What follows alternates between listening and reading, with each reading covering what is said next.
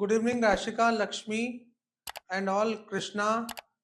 ठीक है स्वीटी, आज हम स्टार्ट कर रहे हैं अकाउंटिंग फॉर मैनेजर का फर्स्ट यूनिट है और आज हम इसमें करेंगे अकाउंटिंग कन्वेंशंस। घबराने वाली बात नहीं है, थोड़ी सी टर्मिनोलॉजी है, उसको मैं आपको हिंदी में भी समझाता चला जाऊंगा। कन्वेंशंस का मतलब क्या होता है?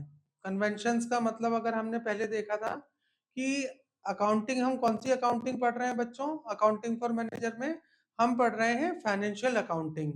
ठीक है, थोड़ा सा बेसिक 1-2 मिनट का हम रिवीजन कर लेते हैं। अकाउंटेंसी का मतलब क्या होता है? अकाउंटेंसी कहाँ से स्टार्ट होती है? अकाउंटिंग स्टार्ट होती है recording of transactions. Recording of transactions, क्योंकि नया सब्जेक्ट है कई बच्चों के लिए जो कॉमर्स बैकग्राउंड से नहीं है, इसलिए हमको थोड़े दिन तक थोड़ा थोड़ा रिवीजन को पिच करना पड़ेगा। रिकॉर्डिंग का यहाँ मतलब होता है राइटिंग, लिखना।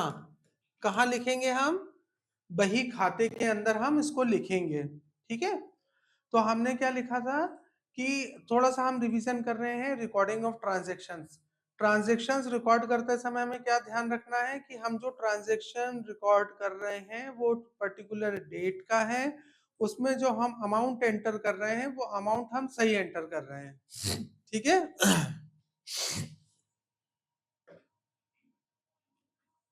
अब इसी रिवीजन से मिलता जुलता आज का हमारा टॉपिक है अकाउंटिंग कन्वेंशंस। अकाउंटिंग कन्वेंशंस,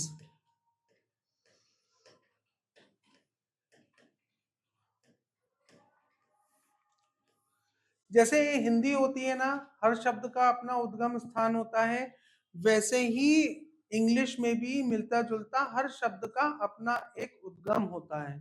ठीक है, कन्वेंशन का मतलब होता है कि हम अकाउंटिंग को सरल बनाने के लिए, कन्वीनियंट वर्ड सबने सुना होगा, कन्वीनियंट वर्ड के हिसाब से ही कन्वेंशंस बना। ठीक है, तो पहला इसमें आता है, पहला जो हमें पहलू देखना है वो आता है student disclosure. Closure, disclosure, disclosure. Disclosure word से हमें क्या पता चलता है? क्लोज कर दिया मतलब हमने किसी चीज को छुपा लिया या हमने किसी चीज को हाइड कर लिया। डिस्क्लोजर का मतलब होता है किसी भी चीज को ना छुपाना और हमें ओपनली अपनी किताबों में वही लिखना जो कि घटना घटित हुई है ना। एग्जाम्पल के तौर पे अगर मैंने कोई कार खरीदी है तो मैं उसको कभी भी परचेज ऑफ मशीनरी में नहीं दिखाऊंगा कि मैंने मशीनरी खरीदी है।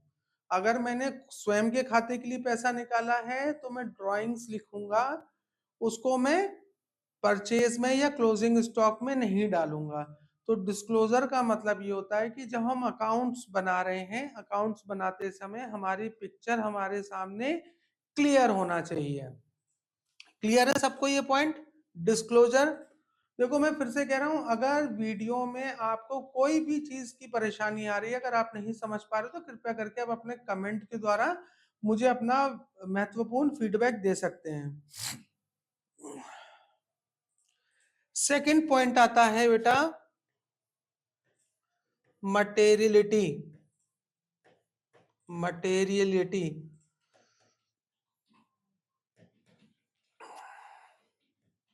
मटेरियलिटी। दुनिया में दो चीजें होती हैं वर्ल्ड में, एक होती है मटेरियल और एक होती है नॉन मटेरियल, इममटेरियल कहते हैं हम जिसको। तो मटेरियल चीजें कौन सी होती हैं? मटेरियल चीजें वो होती हैं जिनको हम छू सकते हैं, महसूस कर सकते हैं, जिनका हम स्पर्श कर सकते हैं। और नॉन मटेरियल इममटेरियलिस्टिक कौन सी चीजें होती हैं जिसको हम छू नहीं सकते, जैसे सिर्फ, है ना। तो हमको मटेरियलिटी का मतलब है कि हमको अकाउंट्स में वही चीजें लिखनी है जो कि चीजें हम महसूस कर सकते हैं, उनके ट्रांजेक्शन्स को हम देख सकते हैं, है ना। हमें वो चीज नहीं लिखनी है कि जो चीज हम छू ही नहीं सकते। ठीक है, जैसे ट्रांजैक्शन वही हम लिखेंगे जो ट्रांजैक्शन हमारा फाइनेंशियल होगा। फाइनेंशियल ट्रांजैक्शंस की भाई देखो सिंपल सी बात है, जो फाइनेंशियल ट्रांजैक्शन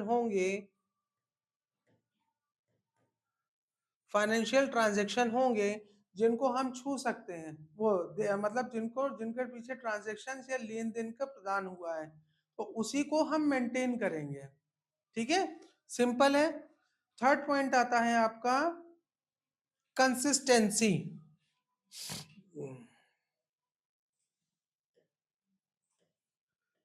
कंसिस्टेंसी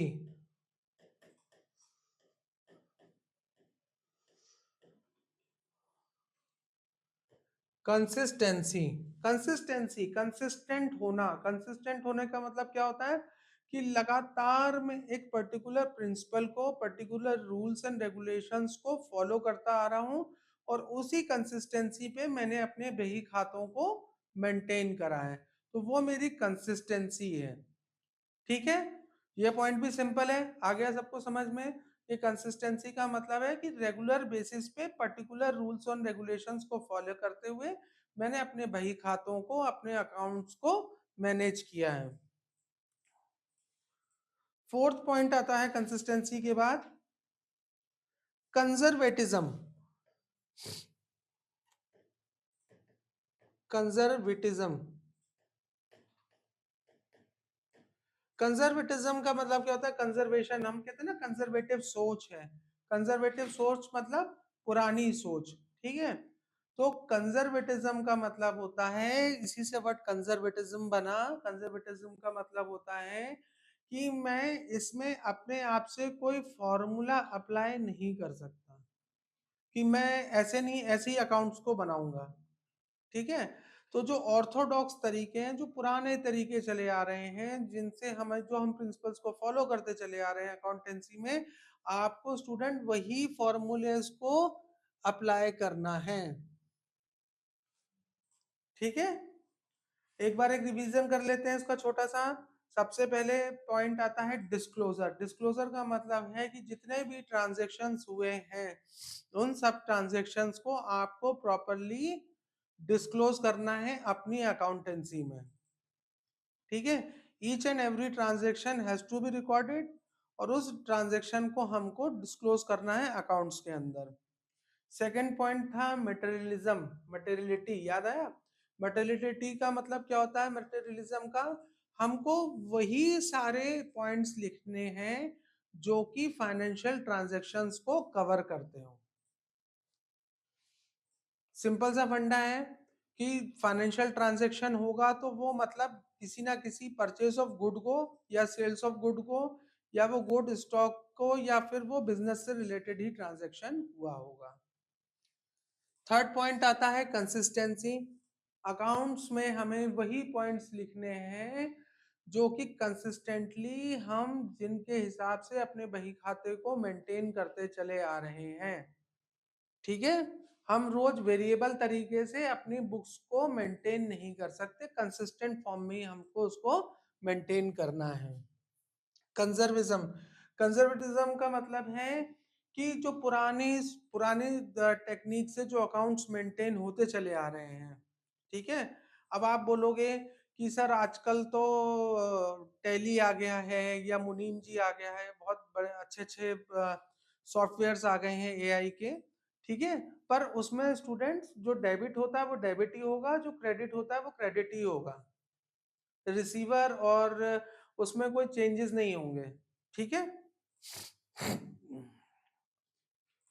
अब अकाउंटिंग कन्वेंशंस के बाद बहुत ज्यादा पूछे जाने वाला क्वेश्चन है, बरकतुल्लाह यूनिवर्सिटी का बहुत इंपॉर्टेंट क्वेश्चन है, आप चाहे इसको आईएमपी में भी मार्क कर लीजिए।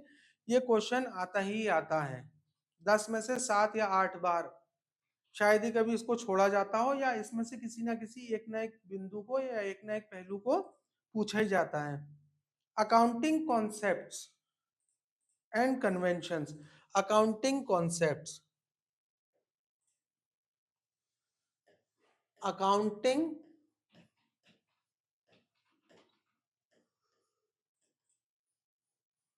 Accounting concepts.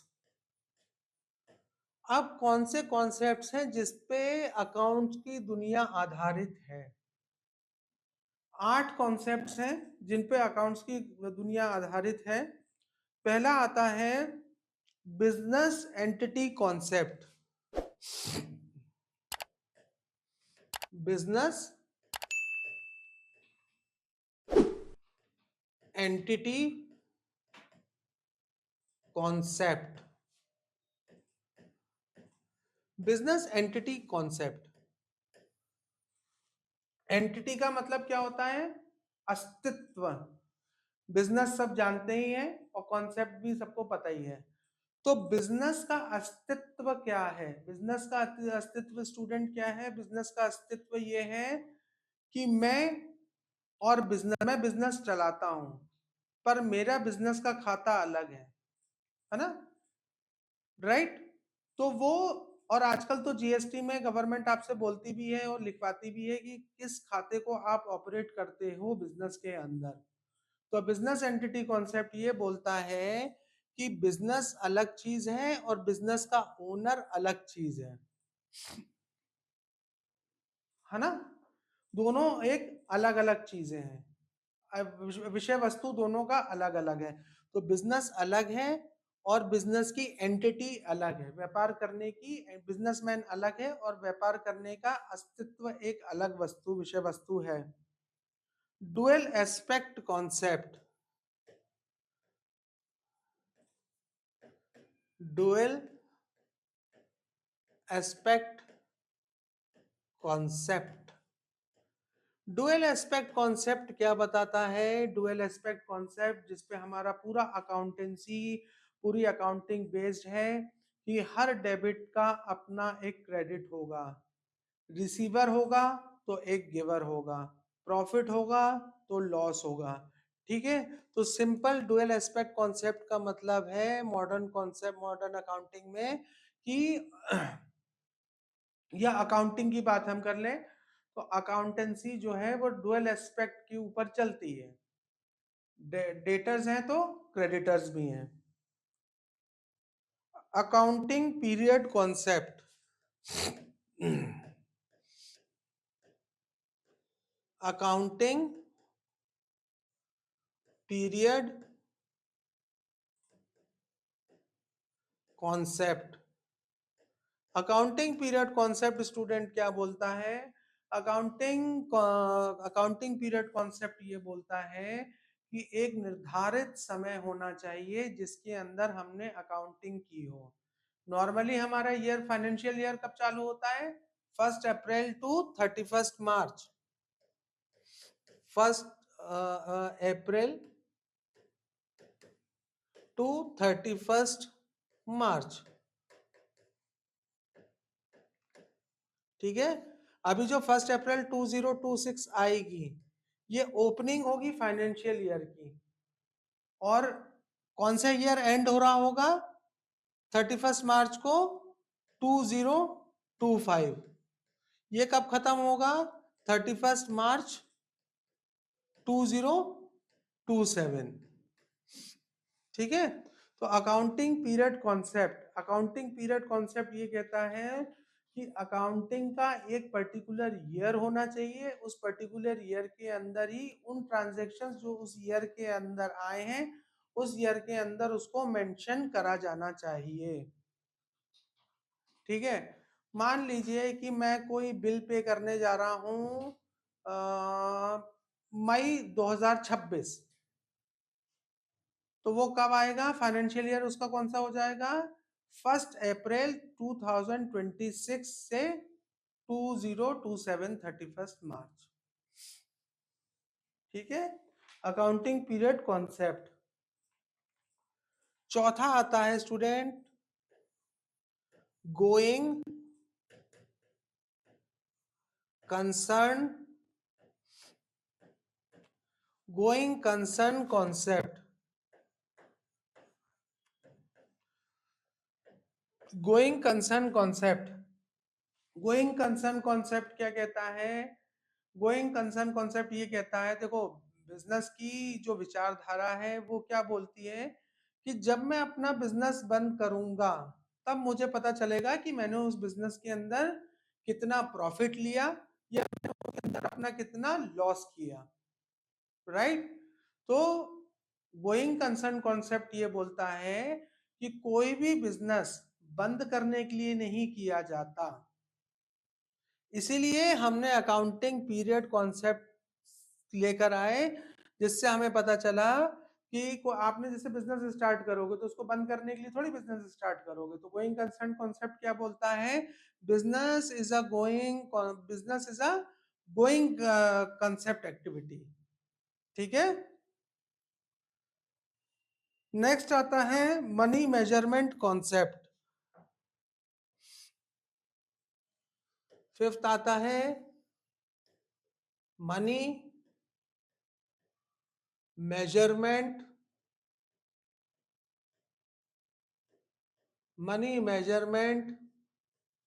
Concept. Money measurement concept क्या बोलता है स्टूडेंट, मनी मेजरमेंट कॉन्सेप्ट ये बोलता है कि कोई भी बिजनेस को नापने का पैमाना, उसका पैरामीटर क्या होगा, वो होगा मनी, मतलब पैसा, मतलब मुद्रा। मुद्रा मतलब पैसे में ही भाई प्रॉफिट एंड लॉस जो है या हमारी बैलेंस शीट है, वो एंड किस में करती है, इन टर्म्स ऑफ रुपीज। ठीक है।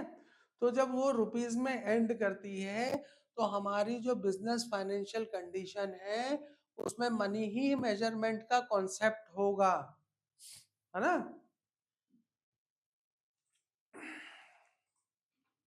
Cost concept.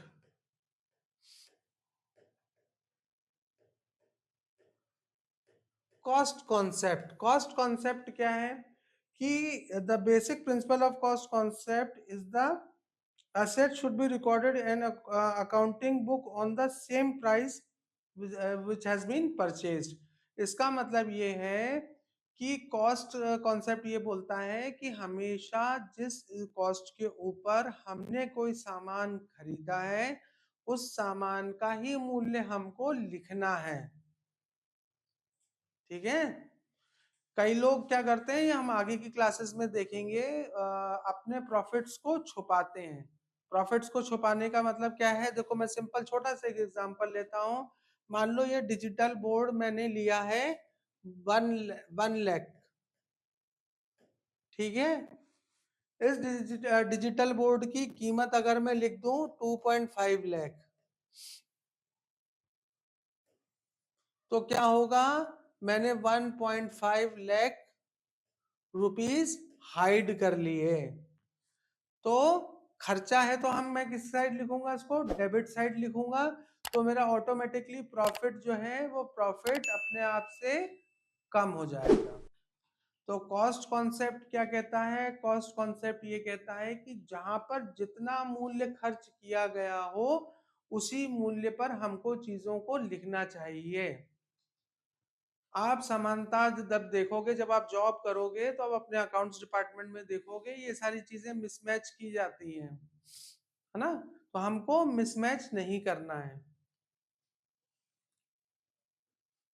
Realisation concept.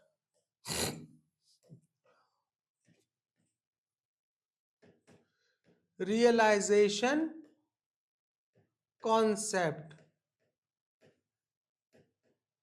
Realisation concept का मतलब है principles expound the principle that those dealings and transactions are recorded in accounting books which have really happened। ठीक है। रियलाइज करना, ये वाला रियलाइज नहीं है कि महसूस करना वाला एक रियलाइज होता है। रियलाइजेशन का मतलब होता है कि मैंने पैसे को एक्चुअली कब रियलाइज किया, या तो वो रिसीव हुआ या वो मेरे पास से चला गया।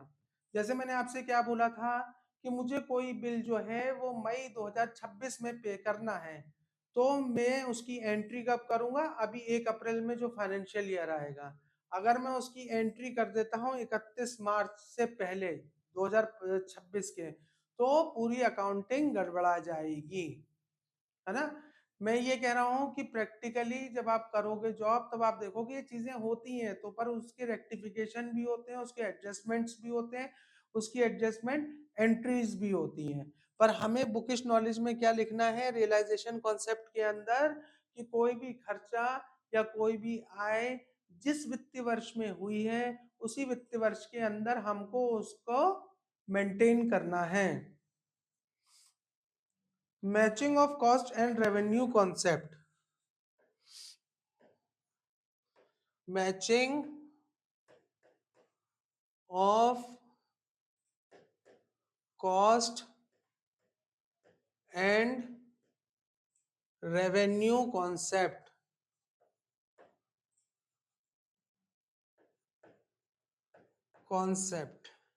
ठीक है। लागत और इनकम, ठीक है। बिजनेस का क्या नियम है कि जब मैं लागत लगाता हूं तो उस पर इनकम होती ही है ना। थिंकिंग पॉजिटिवली, अगर मैं किसी भी चीज पे व्यय कर रहा हूं, मैं अगर अपनी बिजनेस में कंटिन्यू इन्वेस्टमेंट कर रहा हूं तो मेरे को, और मैं उसके साथ मेहनत कर रहा हूं तो मेरे को इनकम जनरेट होगी ही होगी, है ना। तो कॉस्ट है तो प्रॉफिट है, रेवेन्यू, रेवेन्यू मतलब आय, मुझे साल भर में कितनी आय हो रही है और मैंने उस पे कितनी कॉस्ट लगाई है।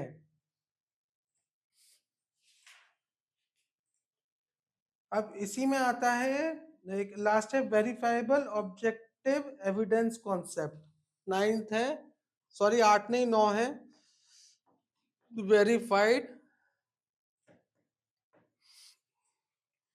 Verified objective evidence, evidence concept, बहुत सिंपल है, वेरीफाइड ऑब्जेक्टिव एविडेंस कॉन्सेप्ट, है ना। भाई अगर मैंने कोई कार परचेज की है बिजनेस के लिए तो उसका जो खर्चा है वो वेरीफाइड होगा मेरे ट्रांजैक्शन से, मेरे बैंकिंग ट्रांजैक्शन से, ये मेरे कैश के आउटफ्लो से, और उसका एविडेंस होना चाहिए कि मैंने उसके लिए उसको बिजनेस में ही इस्तेमाल किया है, ठीक है। मैंने कोई बिल्डिंग परचेज की है जिसमें मैं अपने बिजनेस को रन कर रहा हूँ, मैंने कोई स्पेस परचेज की है तो मैंने उसका रेंट पे किया है। रेंट किसके द्वारा पे किया है? अगर मैंने कैश चेक के द्वारा पे किया है तो भी बैंकिंग एंट्री होगी, और अगर मैंने कैश के द्वारा अपने लैंडलॉर्ड को दिया है तो मेरे पास उसकी रिसिप्ट होगी, ठीक है। तो वेरीफाइड ऑब्जेक्टिव एविडेंस कॉन्सेप्ट,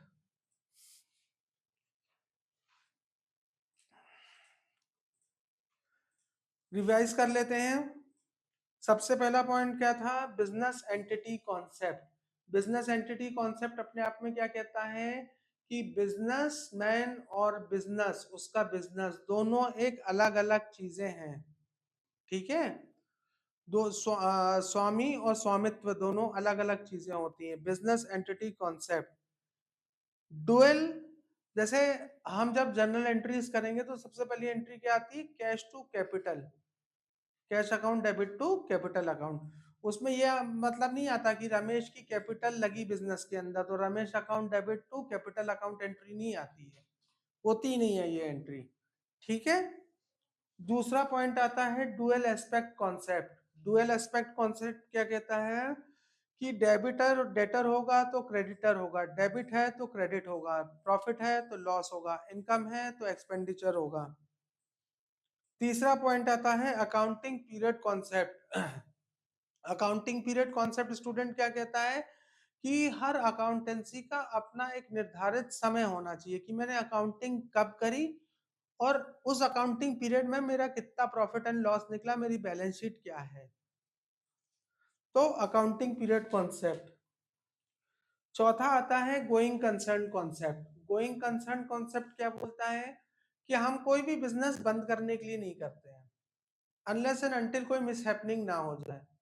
तो गोइंग कंसर्न कॉन्सेप्ट का ये मतलब होता है कि प्रॉफिट एंड लॉस, अगर हम बोलें कि बिजनेस के अंत में हमको पता चलता है कि हमारा क्या प्रॉफिट और क्या लॉस रहा, तो अगर हमने अकाउंटिंग पीरियड सही ढंग से मेंटेन किया है तो उस अकाउंटिंग फाइनेंशियल ईयर में भी हम अपना प्रॉफिट एंड लॉस निकाल सकते हैं। Money measurement concept. Money measurement concept क्या बोलता है स्टूडेंट, कि हर फाइनेंशियल ट्रांजैक्शन वो मनी के अंदर ही उसको मेजर किया जा सकता है, ठीक है। Money measurement concept, cost concept ये बोलता है कि बिजनेस में कॉस्ट लगानी ही पड़ेगी और बिना बिजनेस में कॉस्ट लगाए हम किसी भी प्रॉफिट की आशा नहीं कर सकते। रियलाइजेशन कॉन्सेप्ट, रियलाइजेशन कॉन्सेप्ट का मतलब क्या होता है, रियलाइजेशन कॉन्सेप्ट का मतलब होता है कि जो खर्चा जिस साल होना है और जो इनकम जिस साल होनी है वो उसी में ही उसका रिकॉर्ड किया जाएगा कि कब उसको रियलाइज किया गया। रियलाइजेशन के बाद आता है matching of cost and revenue concept, matching of cost and revenue concept.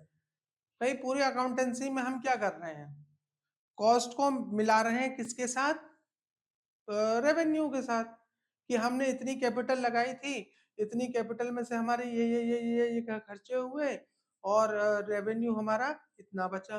Revenue बढ़ा पिछले साल से या रेवेन्यू घटा पिछले साल से। प्रॉपर रिकॉग्निशन ऑफ रेवेन्यू,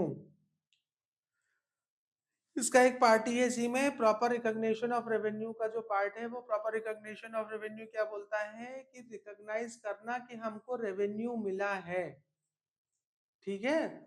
और रेवेन्यू कब मिलता है, जब हम कॉस्ट लगाते हैं, बिना कॉस्ट लगाए हमको रेवेन्यू नहीं मिलता। लास्ट इसमें पॉइंट है verifiable objective, verified verified objective evidence concept, accounting principle that relies on truthfulness, perfection and objectivity of accountancy accordingly। मतलब हमने अकाउंटेंसी में जो भी फाइनेंशियल ईयर के अंदर फाइनेंशियल ट्रांजैक्शंस किए हैं उन फाइनेंशियल ट्रांजैक्शन का कोई ना कोई ऑब्जेक्टिव, कोई ना कोई उद्देश्य अवश्य रहा होगा, उस उद्देश्य को हम वेरीफाइड कर सकते हैं। सो स्टूडेंट आज हमने देखा अकाउंटिंग कन्वेंशन और अकाउंटिंग कॉन्सेप्ट्स, 9 तरह कॉन्सेप्ट्स हैं ये जो हमने किए। अकाउंटिंग कन्वेंशंस जो मैंने आपको बता दिया, अकाउंटिंग कन्वेंशंस का मतलब है कि हमें कौन कौन से नियमावलियों का पालन करना है। सबसे पहला है डिस्क्लोजर, जो मैंने आपको बताया था। डिस्क्लोजर का मतलब है कि हमें अपने बिजनेस के अंदर फाइनेंशियल ट्रांजैक्शंस के अंदर कोई भी चीज को छुपाकर नहीं रखना है। मटेरियलिटी, मटेरियलिटी मैंने आपको बताया था कि जो चीजें हम छू सकते हैं, स्पर्श कर सकते हैं, महसूस, है ना, जिनके पीछे हम ट्रांजैक्शंस कर सकते हैं कैश या बैंक का, तो वो मटेरियलिस्टिक चीजें होती हैं। कंसिस्टेंसी, मुझे हमेशा अपने अकाउंट्स के अंदर कंसिस्टेंसी को फॉलो करना है, मुझे अपनी कंसिस्टेंसी बतानी है, कंसिस्टेंट रहना है, मैं हर बार अपने बही खातों के अंदर बदलाव नहीं कर सकता। कंजर्वेटिज्म, कंजर्वेटिज्म का मतलब है कि अभी तक ये साइंस नहीं है कि इसमें नए नए फॉर्मूले या नई नई इजातें रोज हो रही हैं, डिस्कवरीज रोज हो रही हैं, नए नए फॉर्मूलेज आ रहे हैं। सिंपल सी बात है कि 4 तरह के अकाउंट और 8 तरह के 4 तरह के गोल्डन प्रिंसिपल्स हैं। बहुत आसान है अकाउंटेंसी, कोई डिफिकल्ट नहीं है, उन्हीं के ऊपर पूरा अकाउंट्स बेस्ड है। वो हम आगे आने वाले दिनों में करेंगे, ठीक है स्टूडेंट। तो आज के लिए मेरा टॉपिक यहीं पर कवर होता है। अगर आपके कोई भी डाउट्स हो तो आप मुझे अपना कमेंट शेयर कर सकते हैं। Thank you for continuing with me, have a nice day.